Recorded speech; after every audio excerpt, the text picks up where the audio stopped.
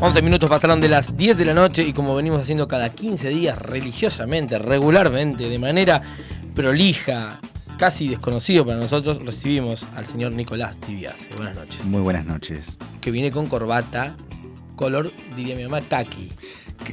Kaki, es un corbatín, parece que lo vengo heredando desde que iba al colegio. ¿Es casi cábala? No, creo que la única que tengo lisa, tengo que comprarme más lisas. Bien. Porque las otras tienen cositas y no van con la cuadrícula esta, me parece, ¿no? Si entra un doctor y te atiende con una corbata de los Simpsons, ¿pierde seriedad, sí o no? Yo no puedo decir nada porque tengo arito, no uso Claro. guardapolvo, está raro, entonces no puedo decir nada en cuanto a eso, pero hay cosas que, qué sé yo, una corbata de los Simpsons, bueno, hay que ver qué dice también. Claro, es verdad. ¿Cómo andás, Nico? ¿Bien? Bien, re bien. Bueno, Más, tema espinoso el de hoy. pero para mí, muy contento de que lo podamos charlar acá así tan libremente y para tratar de que en lo posible resolver sobre todo estas dudas. Hay dudas, viste, muy Claves. extrañas, claves. Que yo las tengo también, ¿eh? Por eso, yo voy a tratar de responder, voy a tratar de ayudarme con Jonás también para Sí. algunas dudas, pero voy a tratar de responder desde lo que sé. Las que no tengas vos, lo hablamos con Jonás, no hay drama. Viste Perfecto. que el tema de donación de órganos es bastante complejo y ¿Se te ocurre a vos alguna primera pregunta? sí, Así que... en realidad a mí lo que por ahí y también para desmistificar pasa que a veces nosotros nos hace ruido desde el desconocimiento de pensar en tu hijo, ¿por qué no?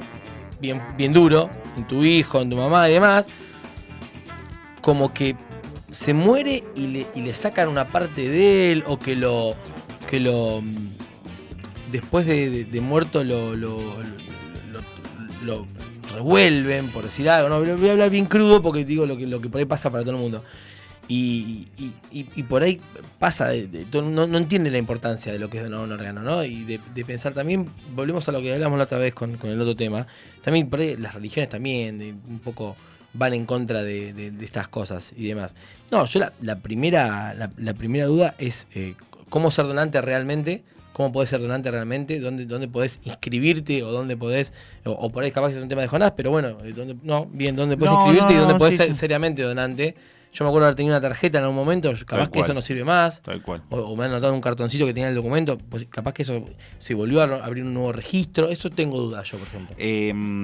Existe un lugar donde uno puede ir a declararse como donante de órganos, que esto de hecho lo averigüé porque tampoco yo lo tenía al tanto. Dentro de la página web de Incucay, que es incucay.gov.ar, está una sección para declararse como donante de órganos, llenar los datos y te entregan una credencial que vos podés imprimir para tener. Creo que en la licencia de carnet de conducir también se puede declarar, pero... Por ejemplo, una de las cosas que no sé si por ahí todo el mundo sabe es que la persona, inclusive sin ningún medio legal, pero manteniendo su lucidez, vamos a decir, instantes previos a la muerte, puede manifestarse a favor o en contra de la donación de órganos y eso ya es requisito suficiente para acceder a los órganos que se puedan cuando esa persona ya haya fallecido. ¿Quién lo constata eso? Eso lo constata el médico. Bien. Y la familia, obviamente, está toda presente. Si la persona no hay ningún tipo de familia, se deja constatado en la historia clínica. Bien. Ahora, esta pregunta, porque surge otra pregunta que también la tenía. Si él dice, se está por morir, dice, yo la verdad quiero donar mis órganos, lo constata el médico, pero una vez muerto, la pareja, por decir algo, la señora, digamos, o la madre en este caso, dice, no. No, eso estoy casi seguro, o sea, 98% seguro de que no se toma en cuenta lo que dijo el paciente. Bien. Pero esa pregunta, por ejemplo, es de recontra Jonás. Es de Jonás. Porque De recontra también Jonás. yo me acuerdo. ¿Y si fuera la inversa? De los mitos que. Y claro, también, si fuera inversa. No, si la persona dejó expresado que no quería donar los órganos, la persona que queda a cargo después fallecida no puede contradecir. ¿Y si no dejó expresado nada? Si no dejó expresado nada, como quien Implícitamente está que sí, por ejemplo. No. Si no dejó expresado nada nunca, bueno, ahí es donde se pasa a tomar decisión la familia. Ah, bien. Hablando de lo que pensaba la persona estando en Genial. vida. Todas esas dudas las retenía. Ahí pasa en juego la familia. Pero bueno, a ver, nosotros, por ejemplo, en el hospital, y eso también estaría bueno que por ahí Jonás cuente algo, hay experiencias en la cual la persona que queda es un relacionado, tal vez un vecino que tampoco tenía mucha relación. Digo, la persona que, no sé, estuvo a la salida de la sala de espera esperando un parte médico. Así que esas dudas que por ahí son detalles, pero que están buenos para sacar un poco de mito en todo esto, viste también. Por ejemplo, la donación de órganos es un tipo de tratamiento. Recibir un órgano es un tratamiento en una situación, en una enfermedad en la cual el órgano en cuestión tiene un daño que es irreparable, irreversible. Entonces la única salvación, por decirlo de alguna manera, es el reemplazo con un órgano nuevo. Aparte no se puede hacer en todos los órganos. Por ejemplo, yo te digo, pregunta así como para la sociedad, ¿qué órganos se trasplantan en Argentina? Riñón. Muy bien. Corazón. Muy bien. Conozco un caso, ¿no? Justo riñón, que nos está escuchando Eve. Le mandamos un beso. Un beso. Córnea. Muy bien. Y queremos invitar a Eve, pero no salimos. Córnea, sí, también. Sí. Corazón también, sí, porque sabemos varios casos. Hígado. Muy bien. Y no sé más. No sé más. Piel, es un tejido, pero bien. ¿También? Sí. O sea, ¿todo en Argentina? ¿Y qué no? Más fácil. No, es que en verdad, por ejemplo, yo desconozco si hoy en día en algunas partes del mundo están haciendo trasplantes con otros tipos de órganos. Yo no sé si se hace trasplante de, por ejemplo, estómago, qué sé yo, por decirte alguna cosa, o vaso, no sé, por decirte algo. Sí. Yo sé de los que son acá en Argentina, que son, ustedes dijeron, riñón, hígado, perfecto, corazón, pulmones. Me falta uno que es intestino. ¿Sí? Esos son trasplantes de órganos y córnea. Y tejidos tenemos hueso, piel. Hueso. Piel. ¿Se puede trasplantar un fémur? Exacto, sí, o parte de. Voy a tirar cualquier barbaridad. O parte de. Tirarme, sí, o parte yo. de. Sí, o por ejemplo para reconstruir algún parte de hueso que falta, se puede utilizar eso. Eso es trasplante de tejido. Y también existe el trasplante de otras cosas que ustedes hoy hablaban de que no íbamos a hablar, pero es también, digamos, sería como la donación de sangre, pero más que de la donación de sangre, la donación de médula ósea, porque se hacen trasplantes de médula ósea, que la médula ósea hay precursores que están en la sangre y se utiliza eso. O sea, la diferencia que tiene el trasplante de médula ósea es que la persona lo hace en vida, no es un donante cadavérico. Bien. O sea, yo, Luke, vos que donás sangre. Vas al hospital municipal a la parte de hemoterapia, o la quiero donar sangre y médula ósea, porque no es lo mismo, son dos formularios diferentes. Esa sangre de la médula ósea, él está vivo y se coloca en un banco genético en el cual va a tratar de hacerse match con aquella persona que necesite el trasplante de médula ósea. En leucemias, linfomas, en cosas así se da eso. ¿Qué tan complejo es la donación de médula ósea? No, es ir a sacarte sangre. Llenar un formulario y tener algo de ayuno, pero muy liviano.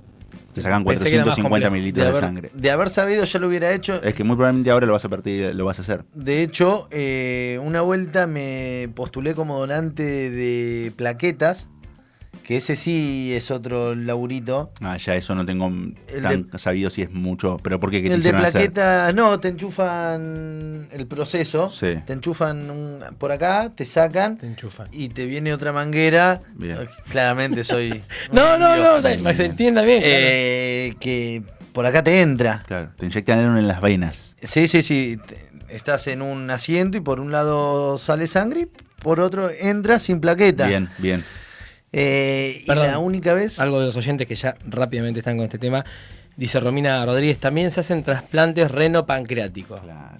Yo lo que no encontré en la página de Icucay es páncreas, pero por ahí es porque me estoy olvidando yo. Es reno-pancreático. Pero reno-pancreático creo que sí para diabéticos, que son los que tienen esa afectación. Genial. Pero no sabía que se hacía en Argentina o no lo leí. Gracias, Romina. En particular. Seguí con el enchufe. Y ese día que podría haber ido a donar plaquetas, yo justo estaba trabajando y no podía irme del trabajo si puedo avisar, mañana. O sea que no pude ir y ¿sabés que después colgué? Debería retomar esto de querer donar plaquetas, pero sí entiendo que es otro tipo de proceso. No sabía que era tan fácil el de médula ósea, que se realizaba a través de un simple análisis. Más sangre, menos, ¿no? 450 mililitros creo que es un poquito más de lo que se saca habitualmente, creo que son 300 mililitros en una extracción de sangre, en una donación de sangre. Esto quería decir, después, muy probablemente, o sea, vos entras en un banco de sangre, esto específicamente de médula ósea, para no volver a hablar de este tema que no es de trasplante de órganos, pero es, vos donás esa sangre, entra a un banco y, bueno, pasan los años, los meses, lo que sea, y te pueden llamar, hola, mira, hay un match de alguien que necesita médula ósea. Digo por si vuelven a requerir algo más de sangre, tus datos los tienen. Tirás match y me da Tinder, perdón, ¿no? Pero sí. Nada, Claro, el match es de histocompatibilidad, sí, digamos, sí, como sí, para claro. que vean eso de los tejidos. Así que bueno. Y en cuanto a la donación de órganos, sí, lo que vos decís, que decías al principio, que van a revolver.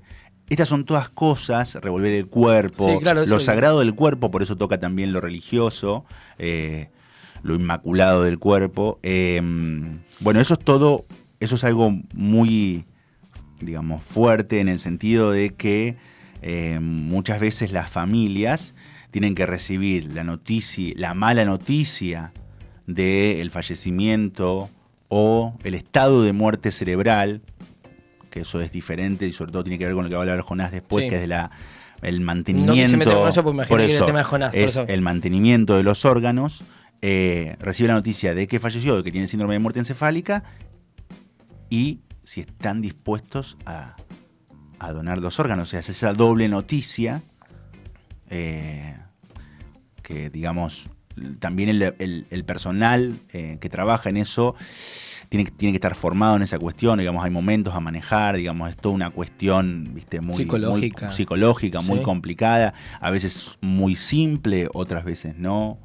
El tema es que el rendimiento de esos órganos es inconmensurable, o sea, es inmedible que alguien pueda recibir un órgano nuevo. A tiempo. Sano. O sea, calculo que únicamente lo puede decir alguien que vivió un trasplante, o sea, que recuperó su vida, muchas veces parecía lo que era la normalidad. Y bueno, también, qué sé yo, alguien que pudo donar y que alguien que quería ahora pasó a ayudar al cuerpo de otra persona para que siga viviendo. El caso de esta chica que te contaba yo, Eve, le donó el riñón a la hermana. Y tiene una experiencia muy linda. No es que no quiso contar, pero viste, por él le dan vergüenza venir a la radio, salir, testimoniar. Pero bueno, si nos quiere contar algo y quiere de esa experiencia tirarnos algo por privado, está buenísimo que lo cuente. Me gustaría. Otra cosa que tenía, pero bueno, me parece que también es tema de Jonás. El tema de las prioridades en cuanto a las donaciones, pero bueno, lo vamos a hablar con él. Porque viste, a veces aparece en Emergencia Nacional. ¿Por qué alguien aparece en Emergencia Nacional? ¿Por qué se pone primero en la lista de donantes? ¿Cuál es el criterio? Pero eso es más de él.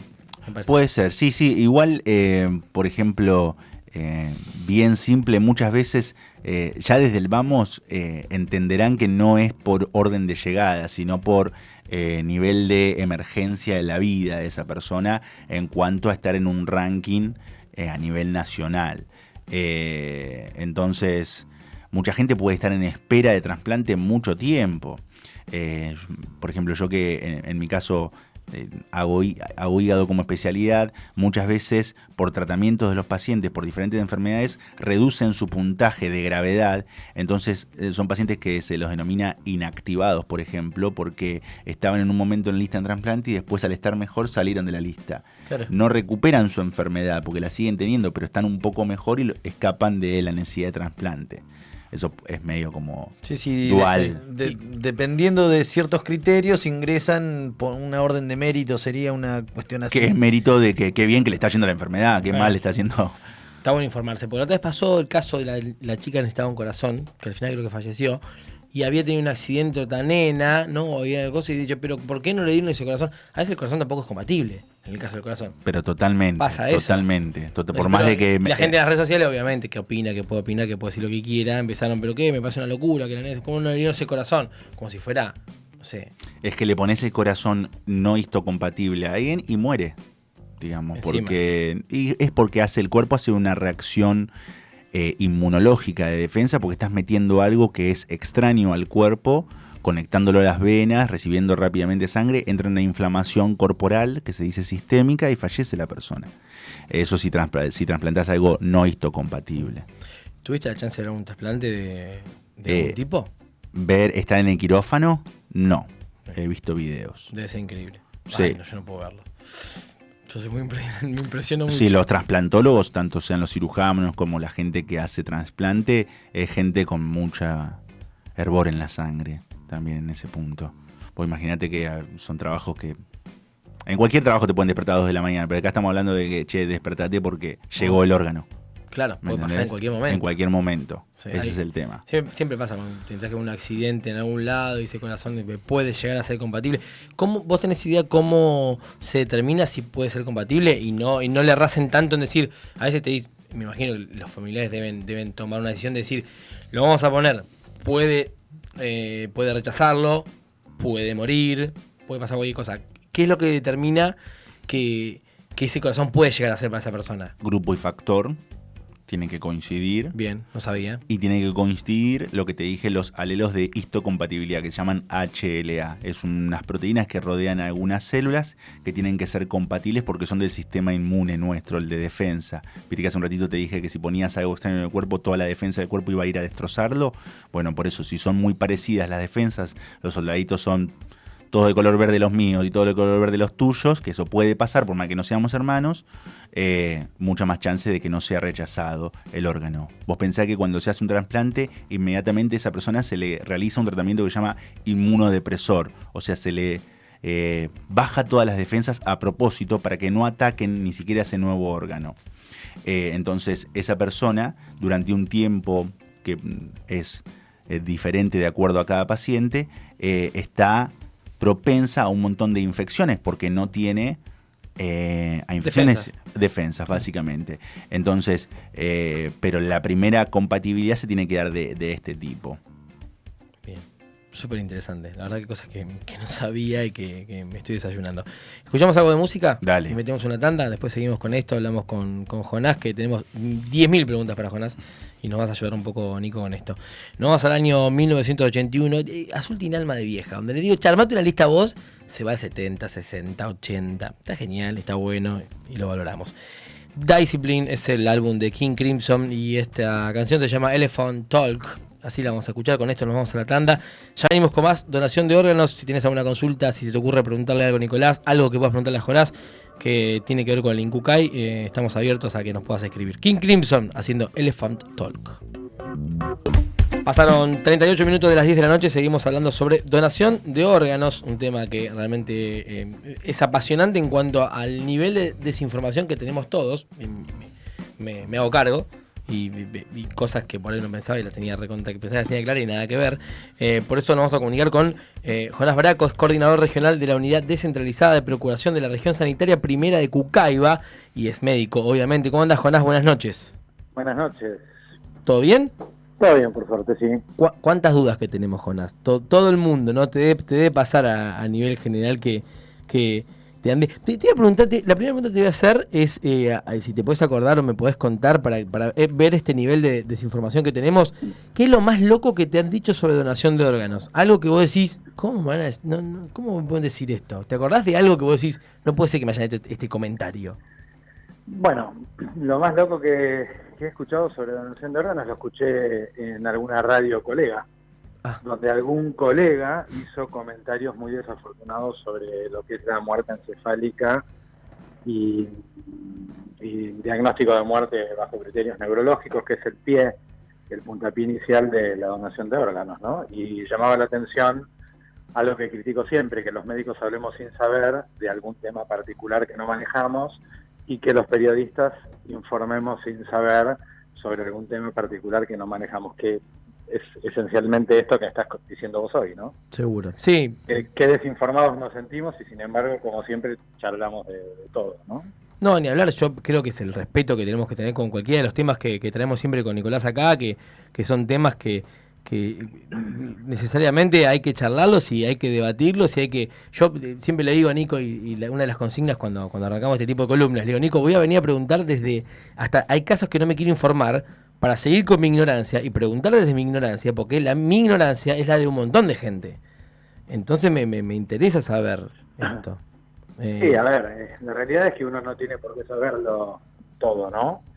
Lo único que creo que la población general en general la población requiere es tomar una determinación con respecto a la donación de órganos, para no dejar reclinado en terceras personas la decisión que es propia de uno, ¿no? Pero todo el resto no tiene necesidad de saberlo, sino que tiene que informarse de eso, ¿no? Y poder saber de qué se trata cuando uno va a tomar esa decisión. Si uno se aprestara a tomar esa decisión, se informaría de cosas que habitualmente desconoce, no se informa. Creo que pasa por ahí, sobre todo, ¿no? Contanos un poco, Jonás, lo que decías vos sobre esta persona que hablaba sobre la muerte encefálica y demás. ¿Cuál es el momento donde ustedes están habilitados a por lo menos consultar o ver si esta persona es donante o demás? ¿Qué tiene que ver con esto de la muerte encefálica? ¿Cuál es el momento técnico, si querés? Un proceso de donación tiene distintos momentos. Cuando nosotros, digamos, el INCUCAI tiene programas, entre ellos uno de los programas es el de los pacientes neurológicos críticos, y uno debiera entrar en conocimiento como servicio de procuración de un enfermo neurológico crítico con determinado estado de conciencia. ¿Por qué? Porque esos son los pacientes que muy probablemente puedan evolucionar en un 30 o 40% a la muerte bajo criterios neurológicos, a la muerte encefálica.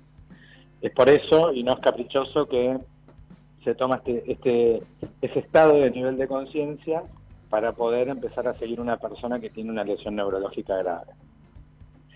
O sea que entramos nosotros en conocimiento de personas que no están muertas y que muy probablemente el 70% de ellas sobreviva con mayor o menor secuela. Pero el 30% de ellas va a fallecer por esa lesión y es con ellos que tenemos que trabajar como servicio de procuración. Con todos los demás tenemos que trabajar desde la unidad de cuidados críticos y quirúrgicos para tratar de llevarlos adelante.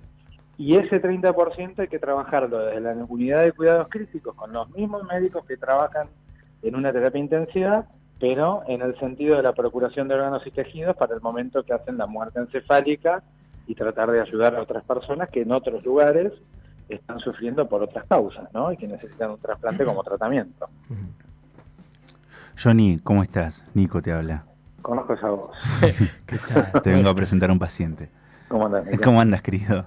Che, bueno, gracias por tomarte un tiempo para contestar. Y yo te pregunto más que nada porque recuerdo situaciones y demás, por ahí para que nos cuentes un poco.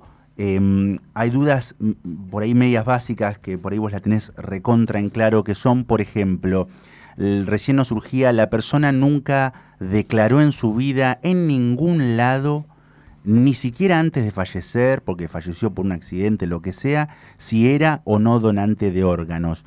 ¿Esa persona es ya donante de órganos porque nunca lo declaró, o hay que preguntarle a alguien que esté en su lecho de muerte o algo? No sé si me comprendés la pregunta. Sí, la pregunta es buena y es muy bizarra la respuesta. Pero vos de cosas bizarras sabés bien y me vas a entender. La ley dice que todo aquel mayor de 18 años que no expresó su voluntad en contra de la donación de órganos, en principio es considerado y transformado en un donante de órganos por no haberse opuesto en vida. Pero, a la par, te hace pedirle una manifestación de voluntad a la familia. No una autorización, una manifestación de voluntad, pero que llamativamente va firmado con todo el rigor de una declaración jurada, ¿no? Claro. Entonces, es ambiguo, digamos. La ley dice, todo mayor de 18 años que no dijo que no es donante, pero preguntémosle a la familia si no firma la autorización. ¿Sí? Es como querer cometer, no sé, qué sé yo, estar autorizado para hacer algo que después tenés que pedir permiso de golpear la puerta. Tal cual. Entonces la ley es ambigua. Ahora hay un proyecto de ley que surge a partir de Justina Locán y el fallecimiento de esta chiquita que todos conocen, que intenta hacer que aquel que no dijo que no, es sí, y punto, y no preguntás más nada a nadie. Bien. Entonces obliga al argentino en general, que habitualmente no toma ninguna determinación por sí solo, sino que deja que las determinaciones lo tomen a uno. Si no, fijémonos cuántas personas han decidido sobre la donación de órganos, por ejemplo, ¿no? Yo creo que el 30% de la población ha definido, el 70% no ha dicho nunca nada y probablemente no lo vaya a decir, pero por ahí por una cuestión cultural o constitucional de nuestra población.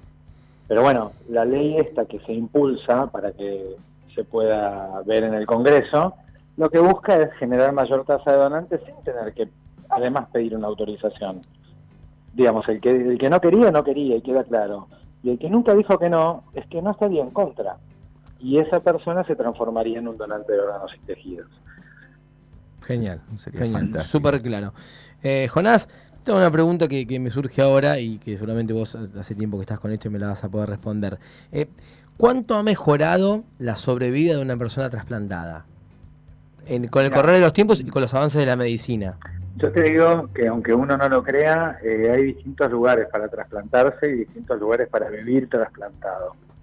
Y como siempre, en la capital federal atiende Dios, ¿no? Tiene su sucursal ahí.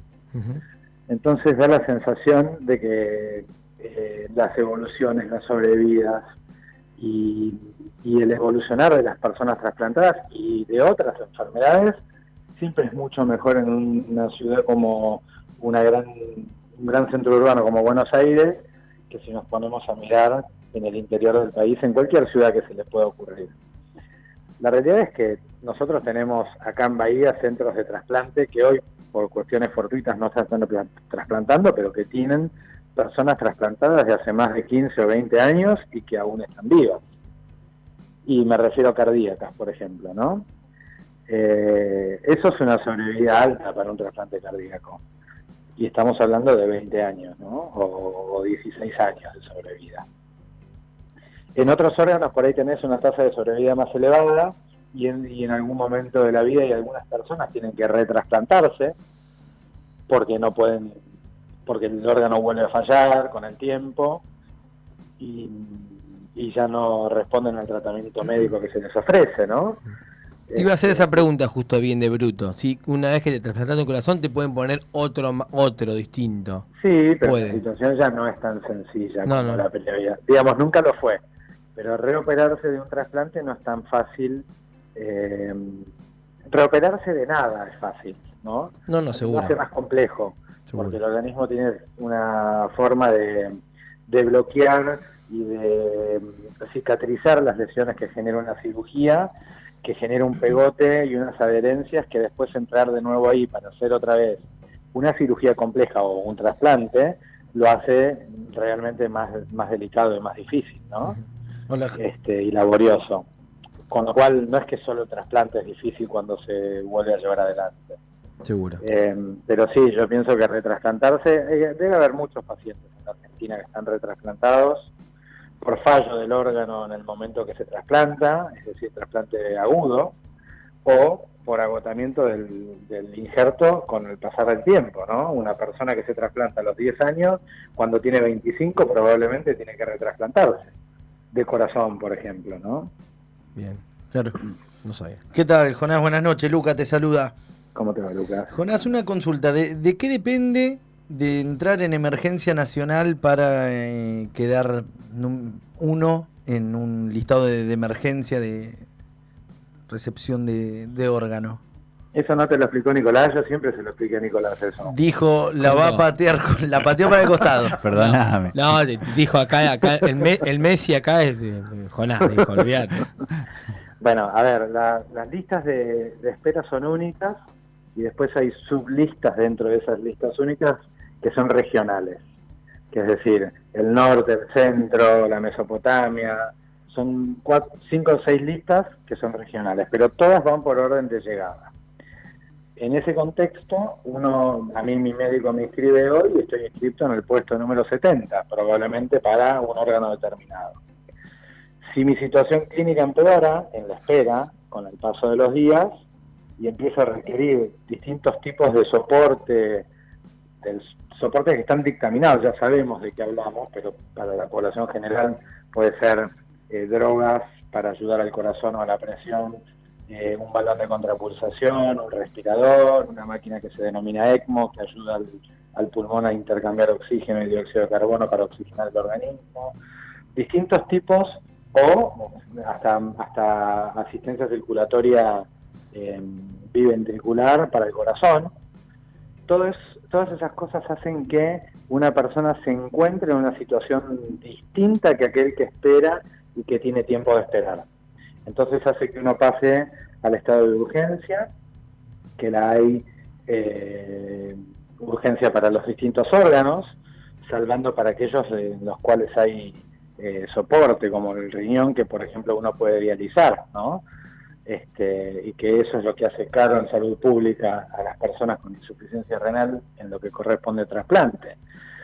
Pero bueno, corazón, hígado, pulmón pueden pasar de urgencia a emergencia, de emergencia A y B, de acuerdo a la situación y al soporte que tenga, y eso hace que una persona ascienda en la lista por ahí todos los puestos de la gente que esperaba y esté primera en una lista de emergencia, ¿no? Jonás, te hago una pregunta. ¿Cuál es el órgano que más se trasplanta en Argentina? ¿Tenés una estadística sobre eso? El órgano que más se trasplanta, sin ninguna duda, en la Argentina y en todos lados, es el riñón, porque es el órgano más noble y el que tolera más las situaciones que puedan comprometerlo. Digamos, nosotros tenemos un país que es muy extenso y que puede hacer que un donante en La Quiaca o en Tierra del Fuego no pueda donar el corazón o los pulmones por la distancia que hay entre un punto y el otro. Es decir, un paciente que se va a trasplantar en Capital tiene 3 horas y media para que se le trasplante un corazón que se ablaciona en Tierra del Fuego. Y probablemente de Tierra del Fuego ya tenés más de 2 horas y media de vuelo. Con lo cual te queda 1 hora para poder trasplantar ese corazón. No llegás. Y vos tenés que viajar desde Aeroparque de San Fernando o desde La Plata a la institución donde está la persona esperando ser trasplantada. Eso es todo logística, pero obviamente en el aceptar o rechazar un órgano está todo eso en el medio, ¿no? Seguro. Johnny, hablando por ahí también de lo que contabas al principio, porque por ahí me parece que hay también un poco de tabú en general en lo que es por ahí la muerte encefálica, el síndrome de muerte encefálica, los signos que se tienen en cuenta, sin obviamente entrar en detalles muy extremadamente médicos, pero como para dar un ejemplo, ¿vos cómo explicarías lo que es que una persona, por ejemplo, vamos a decir, joven, de 30 años, sufre un accidente y qué cosas se empiezan a ver o se empiezan a detectar o qué cosas se detectan para ya diagnosticar la muerte encefálica y tener que comunicar a la familia, bueno, no solo el hecho del fallecimiento, sino también la posibilidad de donar o no? Quizás lo primero que diría en ese contexto es por qué la gente le teme o tiene estos tabúes con respecto a la muerte encefálica. Digamos, si yo le digo a la gente que una persona cuyo corazón se detuvo está muerto, la gente no se sorprende, ni duda de lo que vos le estás diciendo, porque es lo que convencionalmente han conocido y porque además es visible en cualquier aspecto de la vida el fallecimiento por parada cardíaca. Es normal, digamos, ¿no? Claro. Entendible. Ahora, si yo le digo a una persona que su familiar fallece desde el punto de vista neurológico y tiene lo que conocemos como muerte encefálica, esa persona está viendo a su familiar en una terapia intensiva, ventilado, por lo tanto respira, por lo tanto oxigena, su corazón late, sus riñones orinan y uno puede sentirlo al tacto caliente como si esa persona estuviese viva. Entonces, lo que la persona no entiende es aquello que ve, pero que nunca nadie le supo explicar ni le dio culturalmente cabida para que entendiera. Lo que la gente no entiende es que el fallecimiento bajo criterios neurológicos es exactamente lo mismo que el corazón se hubiese detenido. El corazón se detuvo, y esto para todos nuestros amigos cardiólogos que creen que el corazón es el órgano más importante de la economía, y si bien lo es, porque es la bomba que necesitamos para que la sangre pueda circular, si el corazón se detiene, lo que se muere es el cerebro. Sabes bien, Nico, que si 10, 15 o 20 minutos después vos iniciás unas maniobras de reanimación en un paciente que tuvo una parada cardíaca, quizás tengas la suerte de sacarlo de esa arritmia y volver a hacer latir su corazón. Sin embargo, lo que está muerto detrás de eso y por el tiempo que transcurre sin circulación es el cerebro. Totalmente. Eso es clarísimo, pero la gente no lo conoce así clarísimo. Entonces, lo que sucede en la muerte encefálica es lo mismo. Es como lo mismo en el efecto. Es como si el corazón se hubiese detenido, porque hay tanta presión dentro del cráneo. El cráneo es una bóveda cerrada que funciona como una servoválvula, y entonces lo que hace que la sangre llegue ahí es la presión arterial. Pero cuando una lesión intracerebral genera mayor presión dentro del cráneo, hipertensión endocraniana, que lo que la presión del corazón del organismo generada por el corazón y las resistencias vasculares puede generar, entonces la sangre que emana del corazón ya no llega al cerebro, Claro. y se bloquea a nivel del cuello. Y ese cerebro se muere a pesar de que el corazón está circulando, por la gran presión que hay dentro del cerebro. Entonces ahí se genera el síndrome de muerte encefálica, que no todo, y para que lo pueda entender la población general, no todos los médicos entienden lo que es la muerte encefálica. Claro. Imagínense lo que entiende la gente. Esto es como me hablaban al principio, periodistas que hablan cosas que no saben. Lo hablaban claramente al principio, ¿no? Y yo siempre lo critico mucho, tanto al periodista como al médico que habla de cosas que no entiende. Imagínense si un médico no entiende sobre muerte encefálica lo que puede entender la población general. Bueno, sepan que hay médicos que no saben sobre muerte encefálica. Queremos Porque el nombres, diagnóstico de queremos- muerte lo tendría que poder hacer cualquier médico, por Queremos- parada queremos sangre cardíaca empieza. o por muerte encefálica. Bien. Y no es habitual que lo hagan el de muerte encefálica. Charlie tiene una pregunta. Charlie, la productora. ¿Qué tal? Buenas noches, Jonás. Charlie, la productora. Buenas noches. Quería consultarte a cuántas personas puede ayudar un solo paciente donando sus órganos, ¿no? O sea, cuando ya tiene muerte cerebral o está fallecido. ¿Hasta cuántas personas podría salvar, digamos? Vos querés preguntarme de cuántas personas puede un donante ideal permitir que se trasplanten, digamos. Claro, Esa es la pregunta. sí. Puede llegar a permitir hasta 10 trasplantes. Pensá que tenés, de tejido ya tenés piel, huesos y córneas. Las córneas son 2, ya tenés 2 personas. Piel y huesos pueden ser distinta cantidad de personas que se trasplanten en distintas situaciones. Pero de órganos tenés hígado, riñón, reno, páncreas. El hígado puede particionarse en 2 y pueden 2 personas recibir implante. Corazón, que puede ser en bloque con pulmón o separado. Corazón-pulmón o pulmón bilateral o separado para 2 personas. Y después tenés intestino, que también es un trasplante difícil de generar, pero que existe. Y creo que no me queda más nada. Con eso tenés por ahí hasta 10 personas que pueden trasplantarse con una persona joven que fallece por una enfermedad aguda como un politraumatizado, ¿no? Bien. Una más por mi parte. ¿Es diferente el procedimiento de ablación de órganos entre una persona fallecida y una que capaz tiene muerte cerebral, que quizás los órganos se pueden mantener más tiempo? O sea, ¿cuánto dura más o menos el procedimiento? Bueno, ahí te voy a dar un dato de corrección. Las 2 personas son personas fallecidas. La muerte encefálica es la mismísima muerte. Cuando uno firma un certificado de función, lo único que diferencia es si fue por parada circulatoria o parada cardíaca. Pero la muerte es la misma, si paró el corazón o si detectamos la muerte encefálica y documentamos la muerte encefálica. Entonces, esto para no generar confusión, digo yo. Sí, Nada sí. más. Después el resto, solamente en la Argentina, donantes de órganos son donantes que fallecen en muerte encefálica. Por eso decía yo que es el puntapié inicial. Todos los demás que fallecen en asistolia, porque asistolia es la parada cardíaca, son solo donantes de tejidos, en nuestro país. Pero en países como España, que es un pionero en el mundo de trasplantes de órganos, ellos hacen en programas de asistolia tanto hígado como riñones como pulmón. Pero tienen un sistema que ya la ambulancia avisa al hospital que lleva una persona en parada cardíaca. En el hospital lo están esperando para continuar las maniobras de reanimación hasta un tiempo determinado, e inmediatamente que detectan la muerte y que la declaran, empieza circulación extracorpórea. Es decir, durante la reanimación ya lo han canulado para que una máquina limpie la sangre artificialmente hasta que la familia decide si es donante o no es donante. No es donante, se suspende toda la circulación extracorpórea; es donante, se continúa y se hace la ablación de los órganos que se pueden ablacionar.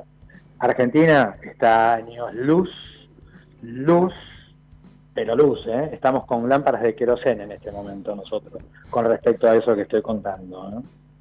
Bien. Jonás, gracias por tu aporte, realmente súper interesante y claro.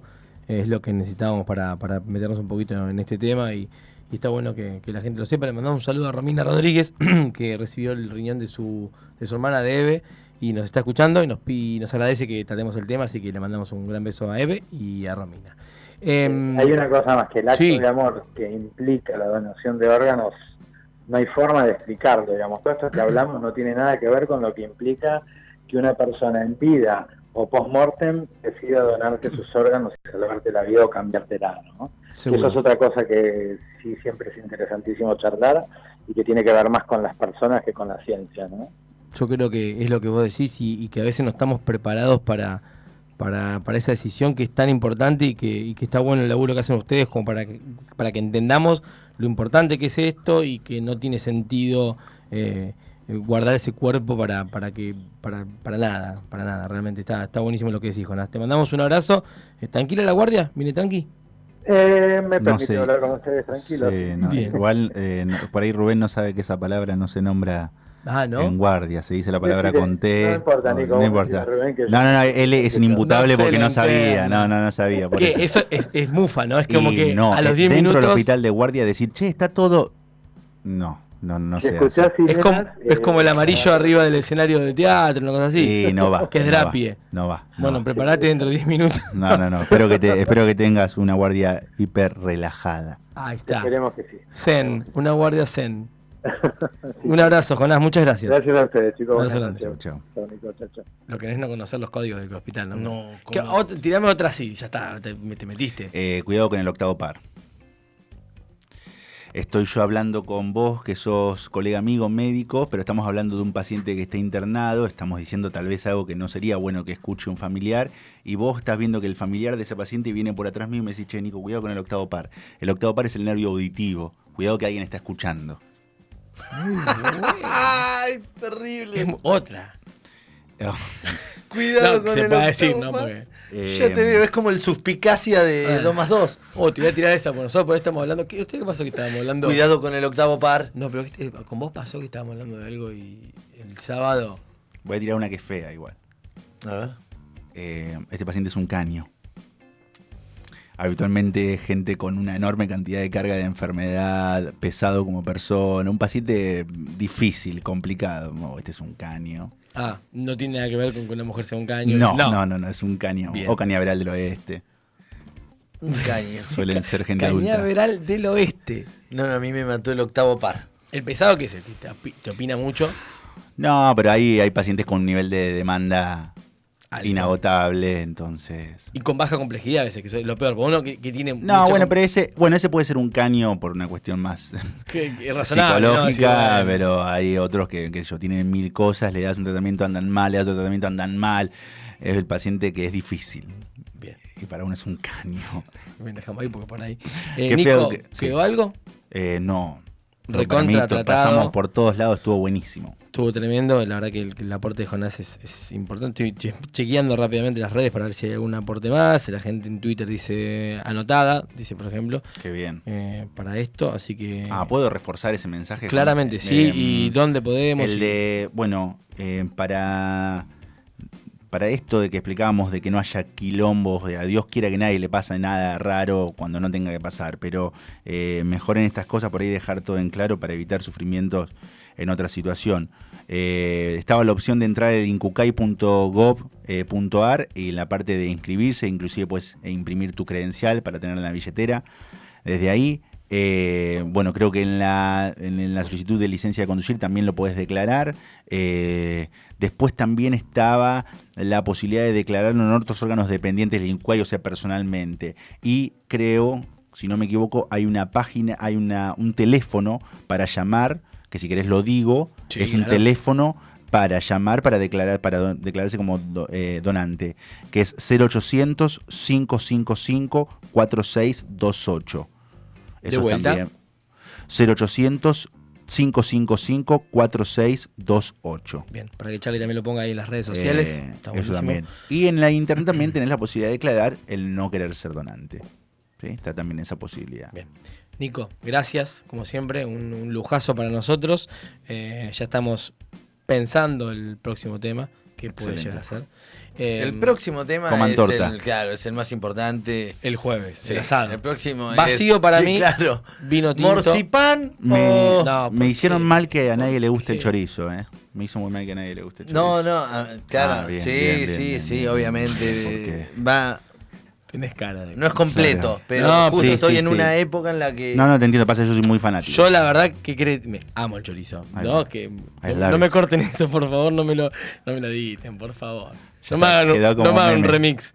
Pero Claro. Yo me- amo el chorizo. Me cae picante. Yo amo el chorizo. Yo amo el chorizo. Amo el chorizo. Qué bien. No porque me cae muy mal. La Ok, chocoloca. ok. Puedo llegar a repetirlo Puede haber un- del puede jueves haber un hasta el rodaje. lunes a la tarde. Te puedes tomar un Rogastril Plus antes de coso y... No, El viernes estaba llamando a Nicolás. Nicolás. ¿Plus Nicolás. cuánto era? No, yo Sertal es mi dios. Ya lo sé. Sertal y Para revivo. todo. Revivo. Nico, gracias. No, gracias a ustedes. Gracias, Nico. Nos vemos el jueves. Nos vemos. Con vos y el lunes para la gente.